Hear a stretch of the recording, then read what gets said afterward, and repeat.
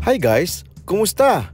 Wow, naanapot na bagong discovery ang No Problem STK dito lang sa may Mandaue City. Sa may Kabangkalan, nindot kayo ang ilang lugar guys. Tanaawra ko na o mga lighted ng mga TP huts. Napagin sila mga pabituon-bituon murag Christmas na kayo guys. So, ang imuhang buhaton is mag-order ka ng mga fresh nila ng mga seafood and then ilang lutuon para sa imuha.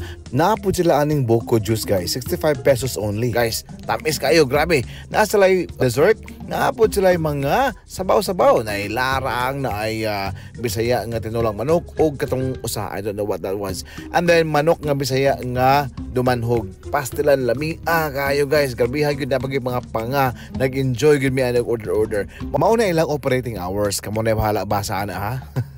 Daplin ra gyud sa dalan guys. Dali ra kay tultulon no. Then you will see the suga-suga sa dalan. Okay. Now ani nga tayo mo ni ang pasaka ta sa ilahang mga lighted nga mga TP huts guys. Nindot kayo, perfect for birthday, mga intimate nga mga celebrations ba kay inyo ang whole TP huts or cottage. Mao ni ang buko guys among gibanatan kay perting tamisa. So the food is here, it's served now. Mao na ang saang, mao ni ang grilled nga squid, mao ni ang talaba, pastelan lami guys. Dagko pagid kayo cuts. Mao na ang adobo nga pusit, mao na ang dumanhog nga Bisayang manok. Tilaw mo, suroy tabay sa may No Problem STK.